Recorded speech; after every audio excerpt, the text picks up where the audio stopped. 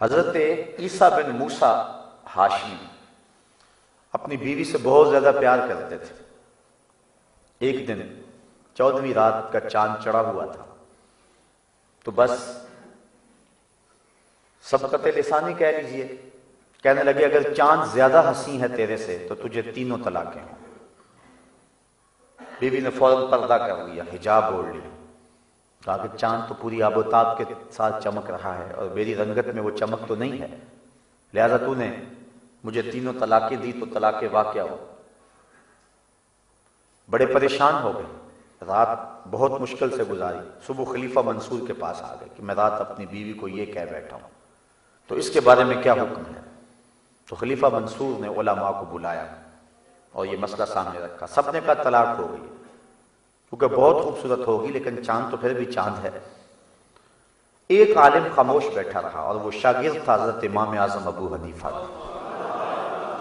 سب نے کہا طلاق ہو گئی۔ منصور پوچھنے لگا کہ تم نہیں بول رہے ہو؟ تو کہا بولوں؟ کہا ہاں بولو۔ انہوں نے کہا بسم اللہ الرحمن الرحیم والتین والزیتون وطور سینین وہذا البلد الامین لقد خلقنا الانسان فی احسن تقویم۔ اس عالم نے کہا کہ میرے رب نے قرآن میں کہا ہے ہم نے انسان کو سب سے زیادہ خوبصورت پیدا کیا ہے۔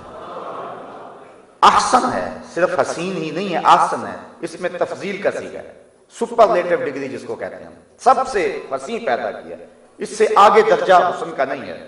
تو کہا چاند جتنا مرضی حسین ہو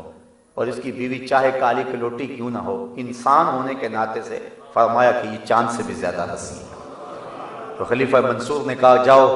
اپنی بیوی سے بھی کہہ دو کہ کوئی طلاق نہیں ہوئی ہے، تم پریشانی چھوڑ دو۔ تو اللہ نے انسان کو بہتر تقویم میں پیدا کیا، اور جب پہلا انسان تخلیق کیا تھا اس کی عظمت کو دنیا کے اوپر بیان کرنے کے لیے فرشتوں کو حکم دیا اس روئے زمین پہ اور اس کائنات میں سب سے عزت والی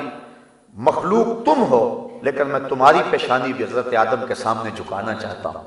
اور اس طرح حضرت انسان کی تعظیم کے جھنڈے گاڑے گئے اور فرشتوں کی جبین نیاز کو حضرت آدم کے سامنے جھکایا گیا، پھر ان کو دنیا کے اوپر بھیجا گیا۔ اسی لیے کسی نے کہا تھا نا کہ فرشتہ کہنے سے میری توقیر گھٹتی ہے، میں مسجود ملائک ہوں مجھے انسان رہنے دو۔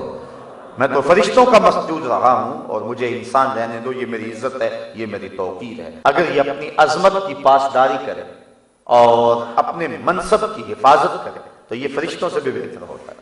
لیکن اگر اپنے منصب کی آبرو اور منصب کی حفاظت نہ جانے تو پھر یہ چوپایوں سے بھی بدتر ہو جاتا ہے۔ اولئک کالانعام بل ھم اضل،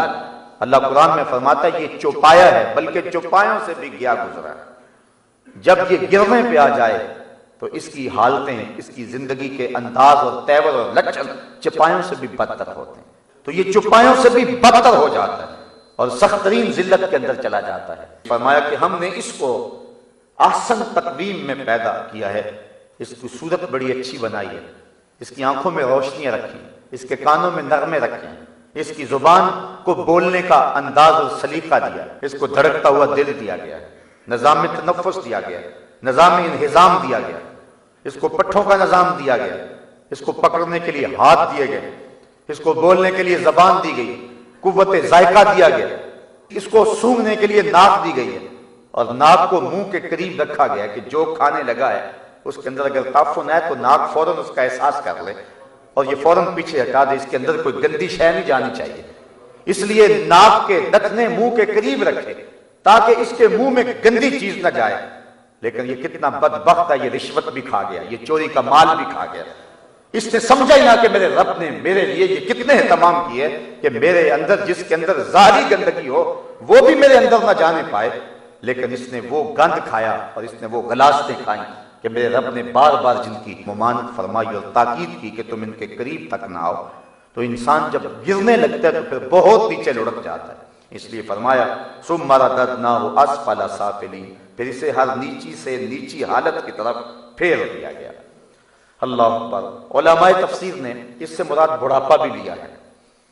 کہ پھر وہ بڑھاپے میں چلا گیا اور وہ جو بچپن والی حالت تھی پھر اسی حالت میں آ گیا، پھر قوا مدمحل ہو گئے، آنکھوں کی بینائی کم ہونے لگی،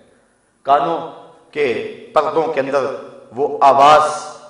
اور وہ فہم کا جو نور رکھا گیا تھا وہ ماند پڑنے لگا، پھر اعضاء مدمحل ہو گئے،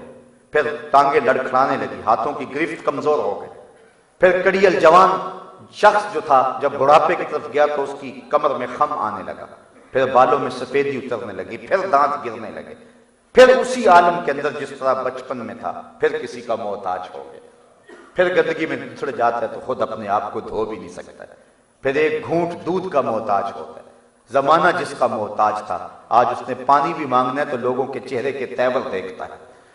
تو زمانہ پھر اسی حالت میں اس کو پلٹا کے لے آیا۔ یہ ہے ثم رددناہ اسفل سافلین۔ اللہ اکبر، کاش کہ انسان بوڑھوں کو دیکھ کر اپنی زندگی کو اللہ کی دہلیز پہ لے آئے، کاش کہ بچوں کو دیکھے تو اپنی زندگی کو روشنی دے لے،